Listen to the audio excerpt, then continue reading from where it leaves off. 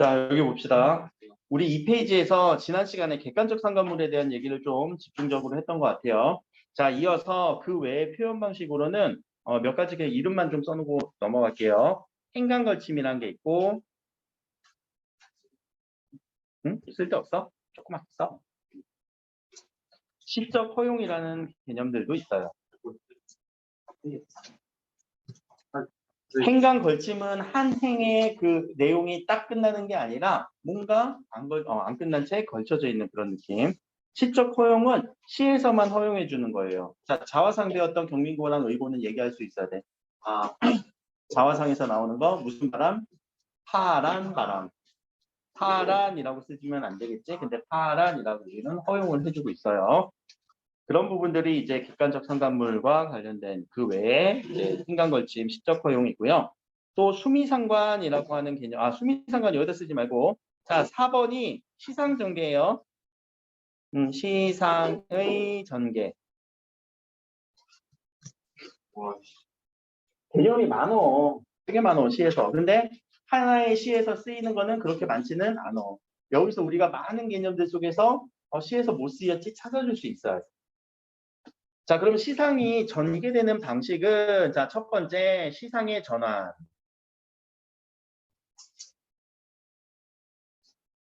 시상의 전환이 일어난다고? 갑자기 바뀔 때. 시의 상황이 갑자기 바뀔 때. 자, 요 얘기를 우리 뒤에 교재 있으신 분들은 잠깐 뒤로 가셔서, 제망매가를 잠깐 볼게요. 제망매가가 19페이지. 없으신 분은 그냥 화면만 보시면 돼요. 자, 시상의 전개만 우리가 찾아볼게. 근데 이거 경민고에서 했을걸? 제망매가? 기억나니? 경민고 손들어. 자, 경민고야. 경민고의 친구들은 자, 여기서 시상의 전환이 어디서 일어나는지 찾아봐야 돼. 어디서 일어나는지. 이타철 아니야. 시상의 전개는 여기서 일어나요. 자, 그 이유는 그래도 공부한 느낌이 있네. 머릿속에 아직 남아있네. 그럼 이제 다른 학교 친구들이 한번 찾아보자. 이거 나와. 이거 여러분들 무조건 나와. 이거는 2학년 때까지 문학 시간에 무조건 나오는 작품이야. 자, 그러면 전환이 돼야 되거든. 전환이 되는지 그걸 한번 느껴봅시다. 생사의 여기 있으면 머뭇거리고 나는 간다는 말도 못 다 이루고 어찌 갑니까? 뭔가 해석은 잘 안 되지만 나는 간다는 말도 못 자르고 어찌 갑니까? 같대요. 그렇죠? 이거의 뭐 해석은 나중에 할 거고. 어느 가을 이른 바람에 예저에 떨어질 이처럼 한 가지에 가는 것도 나는 모르고 있어. 뭔가 누군가가 갔고요. 어떻게 가는지도 몰라요. 자, 느낌이 어때요? 그냥 보내는 응? 느낌이 어때? 보내는 뭔가 그 이별하는 느낌이지. 그래, 여기서는 그럼 이별의 느낌이 나와서 뭔가 슬픈 분위기가 잡혔다면, 자, 뒤에 분위기는 어떤지 희망이야? 왜? 그냥 기다리게. 그렇지, 나 거기서 나니까, 내가 거기서 만날 거니까, 나는 너를 거기서 만날 거니까 기다릴 거야 라고 하는 어떤 기대감까지도 느껴지죠. 그러면 자, 이별로 시가 전개됐던 이 느낌이 여기서 딱 하니 끊겨서 기대감으로 변화가 됐죠. 이런 느낌을 뭐라고 한다고요? 시상의 전환이라고 한다고요. 자, 그래서 시상의 전환은 항상 어떤 표지가 나올 수도 있으니까 그 표지를 꼭 찾아줘야 돼요. 표지라는 말은 무슨 의미야? 표시하는 지점. 좀 전에 제망매가 같은 경우는 라고 하는 부분이지.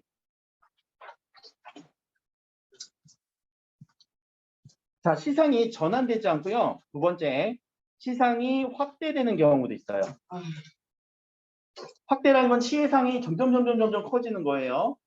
그래서 어느 한 사람에 대해서 얘기를 했는데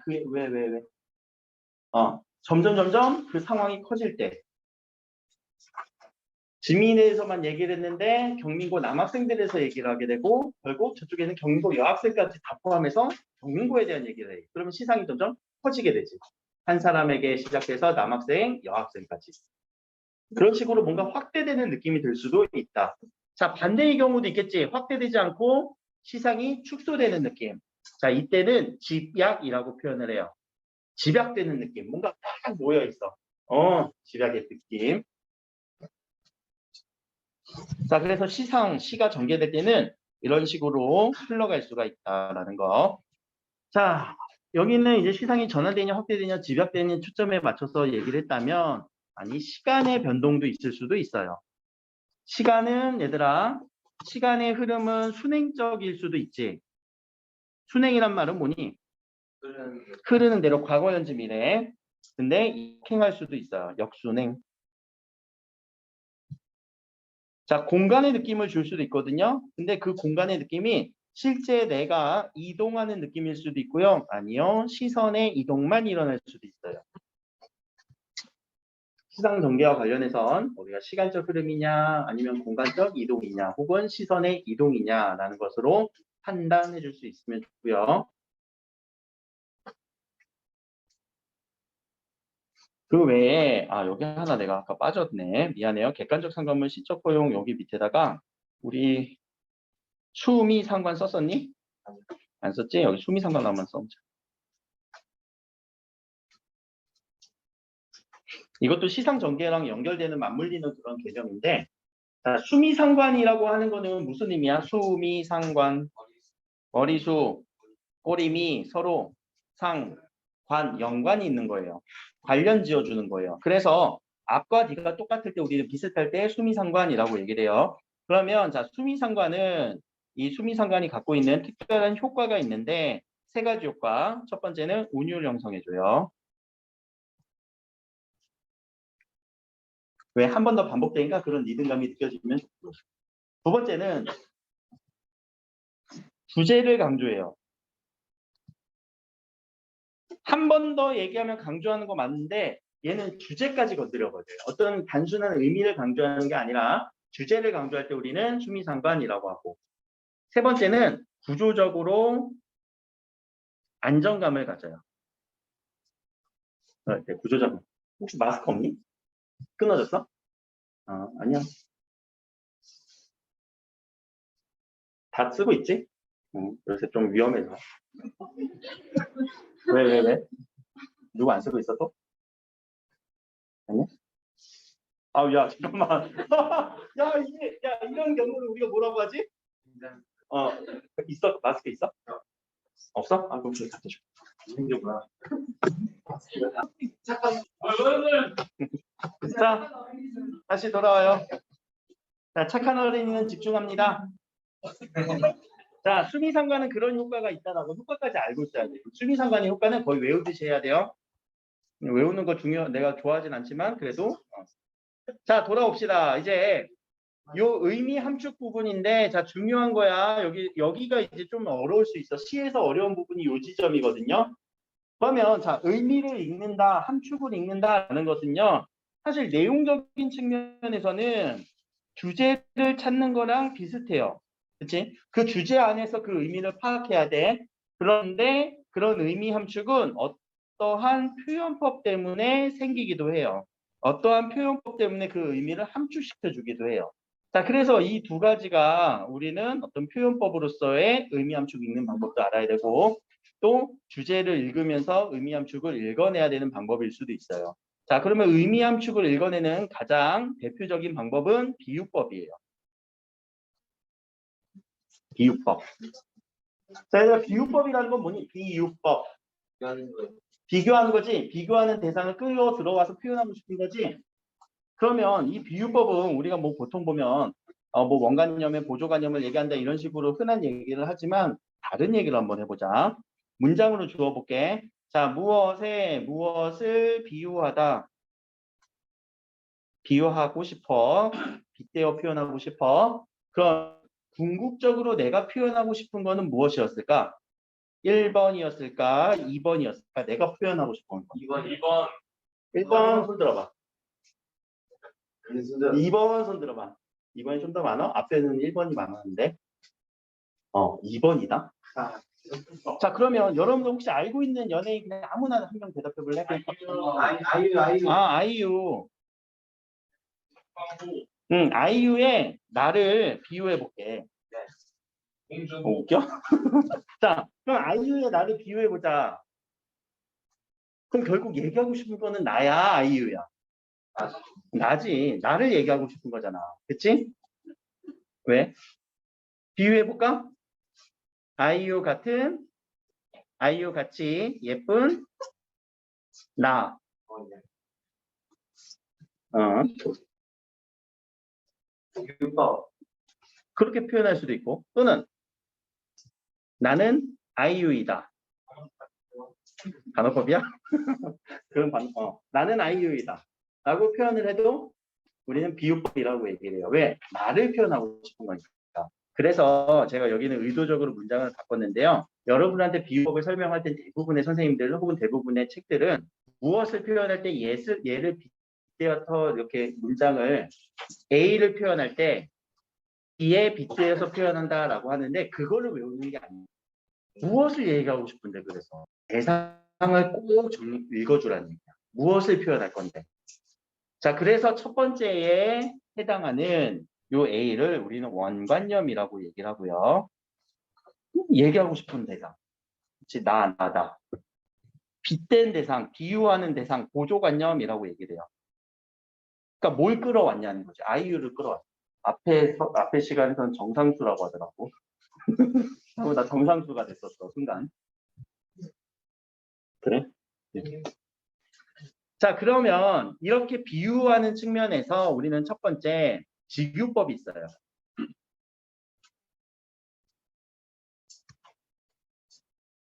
자, 직유법은 여러분들 많이 공부했을 거야. 어떻게 표현하면 뭐뭐인 듯, 뭐뭐인 양, 뭐뭐처럼, 뭐뭐 같이라고 하는데 같이라고 해도 되고요. 같은이라고 해도 되고 같다라고 해도 괜찮아요. 관계없어요. 자, 이런 구조라고 우리는 많이 배웠을 거고 그렇게 찾을 거예요. 자, 두 번째는 은유법이 있어요.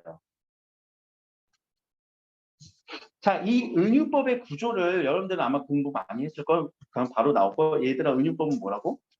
뭐뭐는 뭐뭐다. A는 B이다. 라고 얘기를 하면 그러면 자, 이제 첫사랑을 공부했던 학교는 또 대답을 해야 돼요. 고재종의 첫사랑. 자, 고재종의 첫사랑에서 그러면 자, 은유법이 쓰였거든요. 어디에서 쓰였냐면은 자, 요거는 은유법이야. 여기가 은유법이야. 그럼 우리가 은유법 찾으러 가면 은유법은 뭐예요? 그러면 A는 B다라고 그렇게 그냥 얘기하거든. 그럼 여기 A는 B다의 구조니? 봐봐. 아니야? 그럼 은유법 아니야? 이거 은유법이라니까? 그럼 자, 우리가 여기에 맞춰서 생각을 해야 돼. 자, 이게 A는 B2다인데 자, 황후를 보아라. A는 B다에서 A를 표현한 거니 B를 표현한 거니? B를 표현한 거잖아. 그치? 그러면 무엇은 지금 여기에 나왔어? 안 나왔어? 안 나왔어. 아니, 요 행에서는. 그치? 그럼 우리 이 A를 찾아봅시다. O는 저 황홀이라는 얘기인 거야. 자, 여기 공부 안 하신 분들을 위해서 얘기할게요. 꽃이라는 이때의 꽃은요, 눈꽃을 의미해요. 우리 겨울철에 나뭇가지에 이렇게 눈꽃이 핀다라고 표현을 하잖아. 그럼 이 문장의 구조는요, 눈꽃은 황홀이다라는 거거든. 눈꽃은 황홀이다. 근데 우리 눈에는 A는 B다라고 보여, 안 보여? 그렇게 잘 안 보이지. 안 찾아지니까. 그래서 찾는 연습을 해야 돼, 무조건. 두 번째는, 자, 아름다운 상처도 은유법이야. 그럼 뭐가 아름다운 상처야? B다라는 걸 먼저 표현해줬지. 뭐가 그러면 아름다운 상처래? 안 나왔어. 봄꽃이거든. 자, 눈꽃이 피고, 겨울에 눈꽃이 피고, 봄이 돼서 눈이 녹은 자리에 꽃이 피는 것을 우리는 상처, 아름다운 상처라고 얘기를 했어요. 그럼 이 구조가 A는 B다라는 구조인 것은 꼭 이렇게 찾아야 되는 건 아니야. A는 B라고도 얘기할 수 있고요. 심지어 A를 가로치고 그냥 B라고만 얘기할 수도 있다라는 거죠. 그랬을 때 여러분들 여기다가 이제 밑줄 치고 이건 은유야 이건 직유야 이렇게 그냥 필기만 하고 넘어갈 게 아니라 꼭 읽어내야 된다고요. 뭘 읽어내야 된다고요? 무엇을 의미한 건지 이 A가 뭔지 왜 B라고 했는지를 꼭 생각을 해야 된다고. 그렇게 읽지 않고 여기는 밑에 은유, 직유 그냥 필기만 하고 넘어가잖아. 그러면 안 돼요. 그리고 또 하나 오히려 문장의 패턴으로만 보면 얘들아, A는 B라고 하는 게 조금 더 직접적인 것 같지 않니? 조금 더 직접적으로 직유한 것 같지 않니? A는 B야! 라고 얘기를 하는 거니까. 인정? 인정해? 그래? 그래? 나도 그렇게 느꼈거든. 나 그리고 고등학교 때 이거 풀리지가 않았어. 이거 왜 직유예요? 된장처럼 같이 쓰였으니까 직유지. 근데 난 그때 말도 잘 못했거든. 네. 그 집에 가서 고민을 해. 이게 왜 직유지? 이게 왜 직접적으로 표현했지? 은근히 이 은유의 은자가 은근하다라는 말이거든요. 그럼 이건 왜 은근하냐? A는 B라면.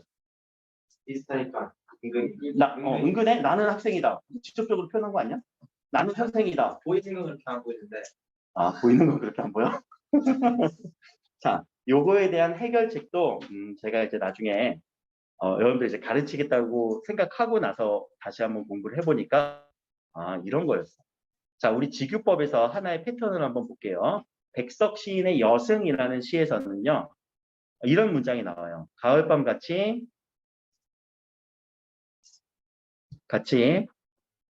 울음이 소리가 차다.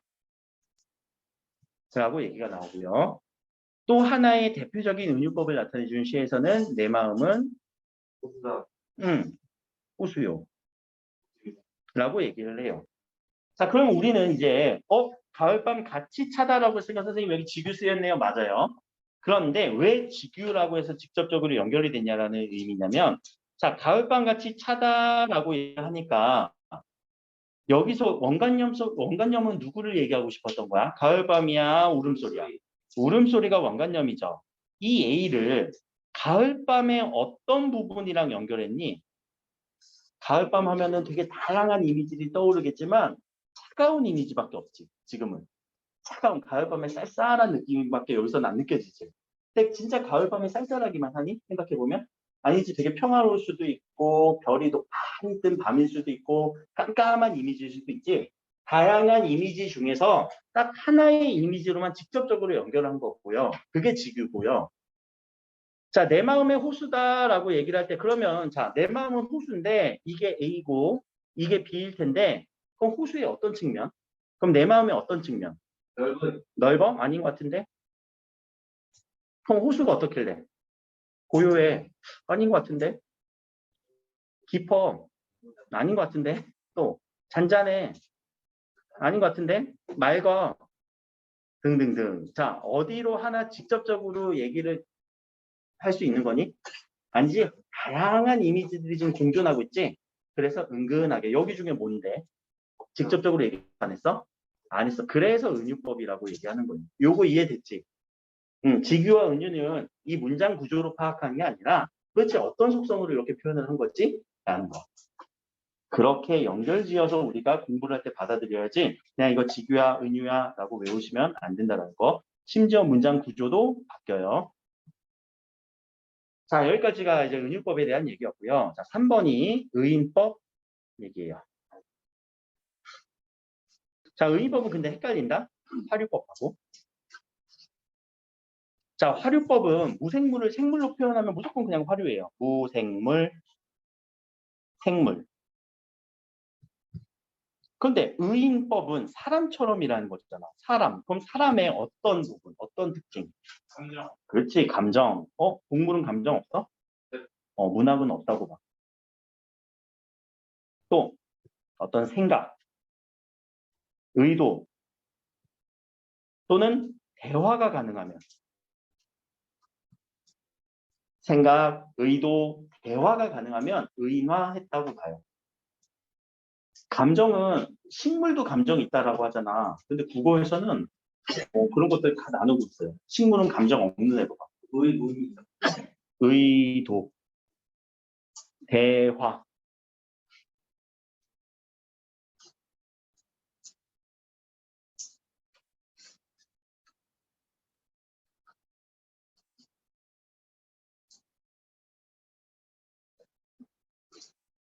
자, 이 TV는 아까부터 켜져 있어갖고 이제 막 숨을 쉬고 있다. 아까부터. 라고 표현을 하면 말도 안 되는 얘기 하지 마세요. 얘가 어떻게 숨을 쉬어요? 아니, 얘가 무생물이지만 숨을 쉰다고 나는 뭐라고 표현했어? 생물처럼 표현했지? 아니, 화류법이 돼요. 근데 이 TV는 아까부터 틀어져 있어갖고 얘가 이제 뜨거워. 그러니까 막 열기를 내뿜으면서 살기 위해 숨을 쉰다. 이러면은 의인법이 돼버려요. 그 말 한마디 때문에 살기 위해 숨을 쉰다라는 거. 되게 미묘한 차이긴 하지만 여러분들이 분명성을 알아줘야 돼요. 살기 위해 숨을 쉬면 의도가 있는 거다. 그런 의도는 이런 생각은 사람만 하거든요. 문학에서는. 알겠죠? 자, 네 번째는요. 우리 대유법을 하나 알고 있어야 돼요. 대유법.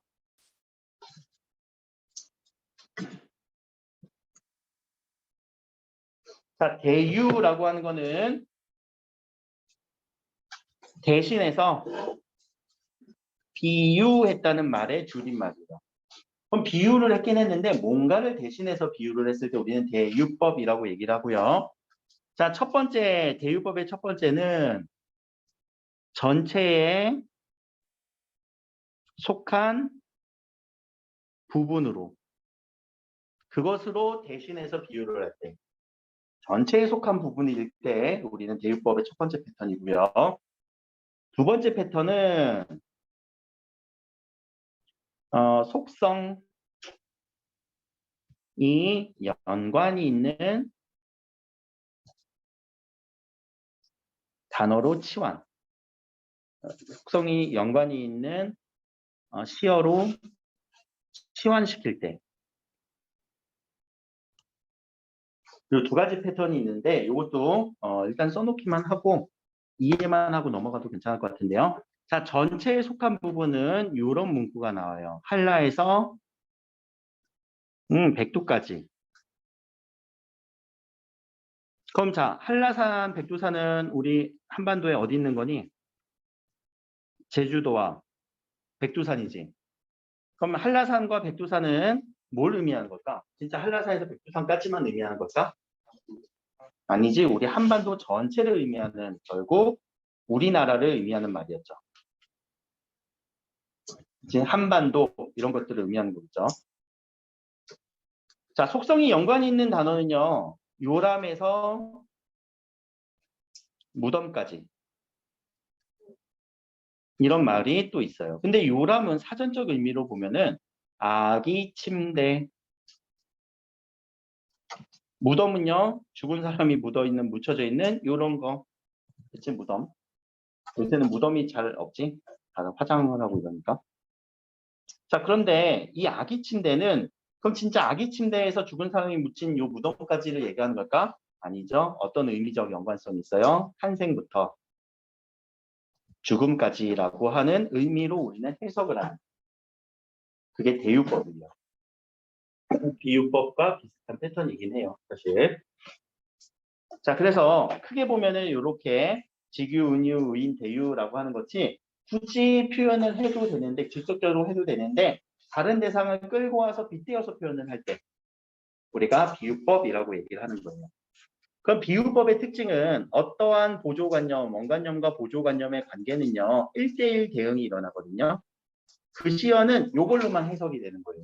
근데 자, 요 비유와 달리 우리가 알고 있어야 되는 개념이 상징이라고 하는 개념이에요.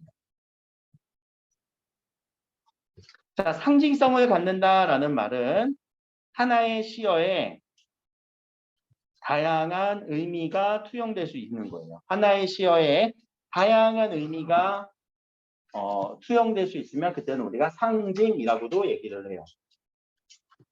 자, 이 상징을 우리가 공부하기 위해서는 밑에다가 도식을 하나 그릴 건데 어떠한 작품을 우리가 공부를 할 거예요. 지금 계속 작품에 대해서 공부를 하고 있어요. 그런데 이 작품을 둘러싼 시대적 배경이 있을 수도 있고 작가가 어떻게 표현하는지 작가적 특성이 있을 수도 있고 또 독자의 입장에서도 어떤 식으로 수용하는지에 따라 달라질 수가 있어요. 그러면 이 바깥쪽 부분을 우리는 외재적 관점이라고 하고요. 안에 작품에 대한 내용만 파악하는 것을 내재적 관점이라고 해요. 상징은요, 외재적 관점에서 일어나요. 이런 부분에서. 그 외부에 있는 무엇인가를 의미하는 그런 의미를 구성했기 때문에 작품 안에서는 절대 파악이 안 돼, 사실.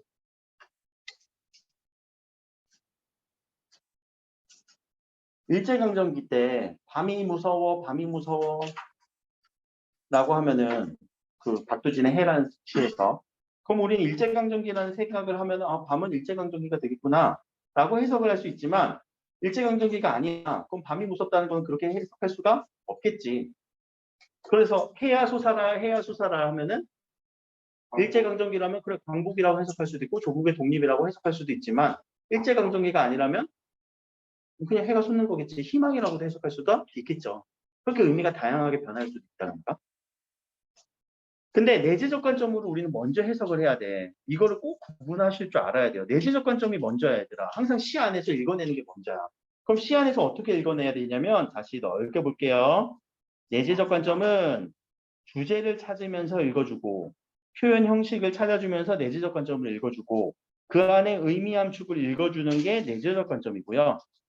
그 외에 이제 시대적 상황이라던가 이런 것들을 좀 반영해서 상징성을 또 파악해보는 그런 과정이 있어야 되는데 이런 거 두서없이 여러분들 그냥 밑에 필기하고 쓰고 외우고 시는 그렇게 공부하면은 절대 안 들어요. 독해가 안 된단 말이야. 암기로 빠지지. 자, 그래서 우리는 어떻게 시를 독해할 거냐면 여러분들이 이런 표현법들을 알아야 되고 그렇죠? 밑에서도 이런 표현법들을 알아야 되고 이런 표현법들을 가지고 시에서 찾아줄 수 있어야 돼요. 시에서 찾는 연습을 많이 해야 돼요. 그럼 시에서 찾는 연습을 어디서 하라고요? 과제장 줬잖아. 거기에 보면은 현대시와 고전시가 꼭 있으니까 읽고 해석하고 찾아보고 문제 풀어보고 자, 그 연습을 해보라는 얘기예요. 알겠죠? 그러니까 과제장을 너무 부담이 되면은 그런 부분이라도 발췌해서 풀어보고 꼭 입력해봐, 얘들아. 알겠지? 그래야 했는지 안 했는지 확인이 될 거니까. 자, 여기까지가 이제 시읽기 매뉴얼이라고 해서 여러분들한테 이제 내가 강조하는 개념적인 측면이고, 자, 요걸 이어서 몇 작품만 우리 같이 읽어봅시다.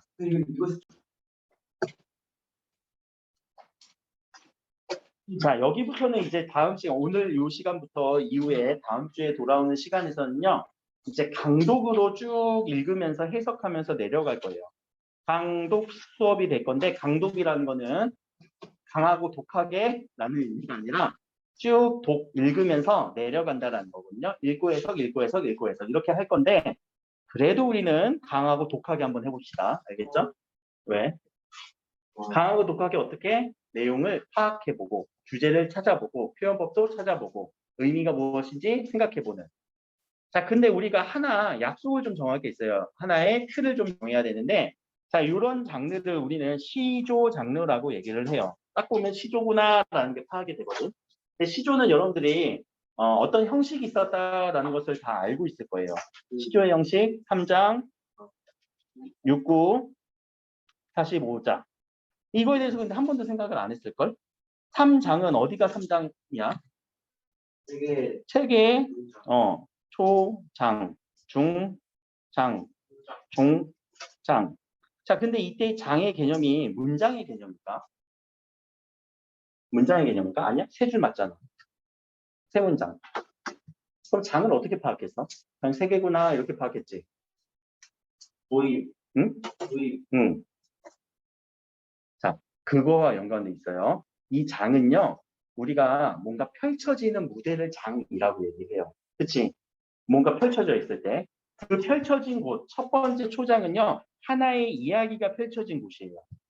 하나의 이야기가 펼쳐진 거야. 그냥 한 줄이 아니고 하나의 문장이 아니라 이 안에 처음 이야기가 펼쳐진 곳이에요.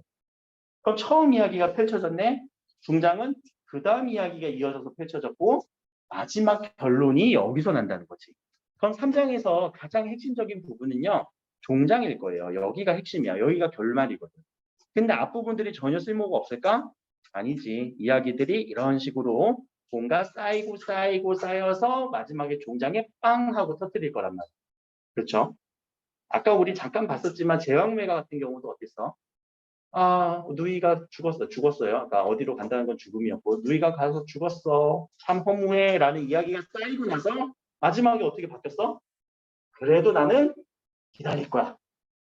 그치? 그런 의미를 얘기하고 싶어서 앞에 그런 얘기들을 빌드업했단 말이야. 쌓였단 말이야. 그럼 초장이라는 것도 처음에 펼쳐진 이야기가 무엇인지 우리는 파악을 해야 되고, 자, 45자에 대해서는 여러분들은 뭐 시조 글자수 세워본 사람이 있니? 그럼 45자 내외겠지? 이거는 그냥 준 거니까. 45자는 그렇다고 칩시다. 세워보면 그 정도 될 거예요. 육구를 찾아봅시다. 육구. 자, 육구를 여러분들 그럼 찾아보세요. 시조의 육구가 어떻게 나올까? 그럼 그 전에 우리는 구라는 단어를 알아요. 근데 구와 비슷한 게 절이거든요. 구는 뭐고 절은 뭐니? 문장. 절은 문장이지만 문장의 성질을 다 갖고 있는 주어와 동사라고 많이 할 거야. 근데 서술어의 느낌이 있는 거. 주어와 서술어의 느낌이 드는 부분을 완벽한 형태는 아니지만 주어와 서술어의 관계, 영어에선 동사라고 얘기를 하겠지. 주어 동사 나오면 절이다라는 거. 그럼 구는 뭐니? 끊어 읽을 수 있는 단위? 구. 자, 명사구, 형용사구, 동사구 이런 거 설명 안 해? 영어 선생님이? 지원 선생님이 설명 안 해? 그래? 그럼 나 찾아간다. 지원 선생님께 설명했어요? 안 했어요? 하면은 제가 설명할게요. 나보다 미리잖아. 자, 그러면 이 구는 영어에서도 말하고 국어에서도 말하는 이 구는요. 단어와 단어의 결합이에요. 단어와 단어가 결합이 되면 그게 구예요. 여러분들 이제 학원 끝나면 어디로 갈 거예요? 집. 근데 집이 우리 집. 그럼 이거는 단어와 단어의 결합이에요. 이럴 때는 구라고 얘기를 하는 거지. 명사고. 명사로만 이어졌어. 이해됐어? 그러면 자 6구는 선생님 그럼 단어와 단어의 결합 이 부분을 찾으면 되는 건가요? 라고 하지만 사실 또 그렇게 보면 안 돼. 왜냐하면 시조의 6구는요. 약간의 절의 느낌이 있거든요. 그런데 여기서 이제 유추를 해봅시다. 자 3장이에요. 3장을 절반씩 쪼개면 몇 개의 덩어리가 나오니? 7. 응? 3 곱하기 2는 6. 그래. 그래서 장을 나눠주면 거기가 9가 될 거야. 그걸 한번 찾아보자 이제. 자, 초장을 그러면 나눠볼까? 읽으면서 한번 나눠볼까? 한 손에 막대 잡고 또 한 손에 가시 쥐고 어디서 나눌 수 있어? 자, 여기서 한번 끊을 수 있을 것 같아요. 자, 근데 여기서 느꼈는지 혹시 모르겠지만 한 손에 막대 잡고 또 한 손에 가시 쥐고 몇 음보가 느껴져? 오케이, 사음보가 느껴지는 이 운율적인 표현에서 시조는 사음보거든요. 그러면 자 1구는 결국 이음보예요. 여러분도 우리 읽을 때 약속합시다. 항상 1구 단위로 읽기. 이음보 단위로 읽기. 알겠어? 이음보 단위로 끊어 읽어줘야 돼. 한 손에 막대 잡고 또 한 손에 가시 쥐고. 자 이게 만약에 잘못 끊기면 저 그런 거 몰라요. 그냥 여기서 끊을게요. 한 손에 막대 잡고 또 한 손에 가시 쥐고 이런 느낌이잖아. 그러니까 의미 파악하는 게 오히려 더 어려울 수 있어요. 우리가 고전을 하는데 어려운 부분은 일단 읽는 게 힘들어. 두 번째 어휘도 어려워. 세 번째 끊을 때를 몰라. 근데 끊는 거를 제대로 하잖아요. 의미가 자연스럽게 파악되는 경우도 있어요. 자 밑에도 한번 끊어볼까? 늙은 길 막대로 맞고 오는 백발 막대로 치려터니 여기서 끊으면 되겠지. 자 늙는 길은 내가 뭔가 막는데 또 오는 백발을 막대로 치려고 한대. 내용이 그러면은 뭔가 잡히죠. 9단위로 끊어야 돼요. 그래서. 그러면 밑에는요. 백발이 제 먼저 알고 지름길로 오더라. 뭔가 근데 내용 관계가 파악이 되지. 자, 이렇게 9단위로 끊어 읽는 거 우리 꼭 정합시다. 약속합시다. 알겠죠? 그러다 보니까 주어 서술어가 나와. 한 손에 막대 잡았대. 내가 잡았다는 거잖아. 그렇지? 그럼 옆에 그림을 그대로 한번 또 그려볼까? 그 전에 또 하나 할 게 많다. 자, 이런 단어들에 대한 처리, 요 글자에 대한 처리, 요 글자에 대한 처리는 문법 시간은 아니지만 아마 배웠을 거예요. 이거 어떻게 읽니? 아나, 혹은 맞아, 오도 괜찮아. 자, 근데 요거를 우리는 아래 뭐라고 불러? 아래 아라고 얘기를 해요. 그럼 아 소리가 뭐냐면 우리 이 소리가 아니라 아래 아는 그거보다 좀 작게 내주라는 거. 소리. 아와 이 소리는 좀 다르지. 근데 그게 어떻게 보면 아 소리인 것 같기도 하지만 어 소리인 경우도 있어. 혹은 오 소리인 경우도 있어. 그래서 아, 오, 우 이런 소리 중에 하나로 이제 갔어요. 아래아는 지금 현재 쓰여요, 안 쓰여? 네. 안 쓰이지. 그러니까 분명히 얘는 어떤 소리를 표현해 준 거거든. 근데 그 소리가 안 쓰이다 보니까 다른 데로 갔어. 여기로도 가고 여기로도 가고 여기로도 가고. 그러면 그 소리 중에 하나인데 이음절에서는 보통 아로 가요. 이음절. 이음절에서는 으로 가요. 한 70%는 그래요. 70%는. 아닌 경우도 있지만 70%는 그렇게 읽으면 돼요. 자, 그럼 응용을 한번 해볼까? 아니지. 이음절은 뭘로 읽으라고? 마. 이음절은 뭐로 읽으라고? 실제로 얘가 마음의 어원이야. 한번 볼까? 마음 나와라. 마음.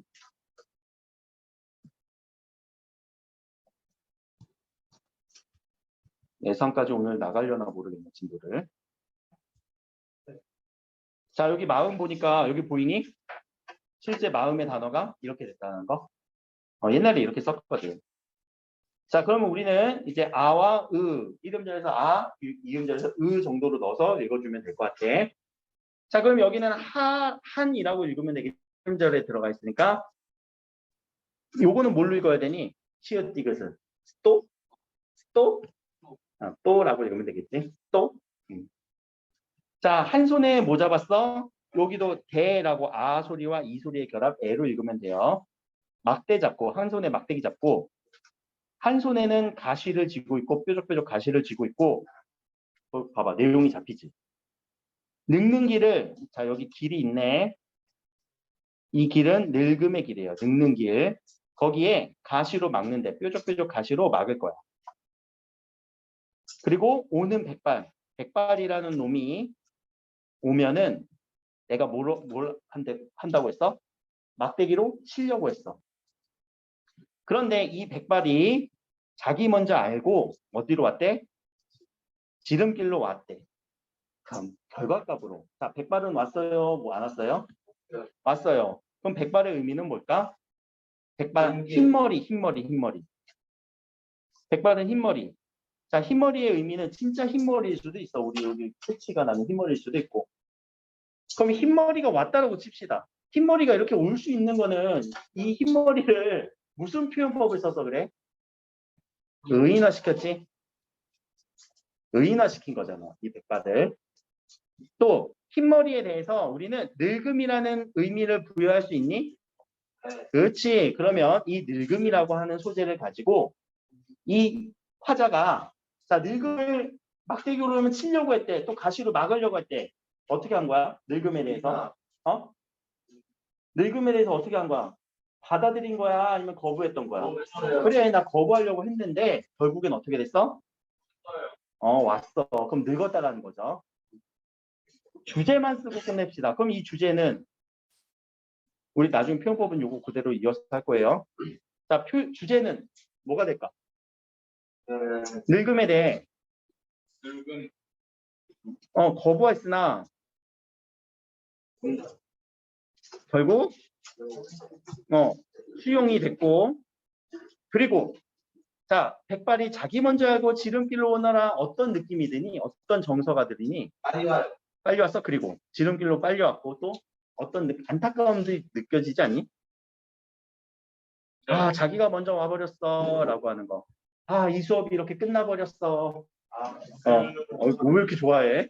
안타까워야지. 자 그래서 늙음에 대한 찬식 그리고 수용이라는 주제로 여러분들이 연결시켜주면 되겠죠.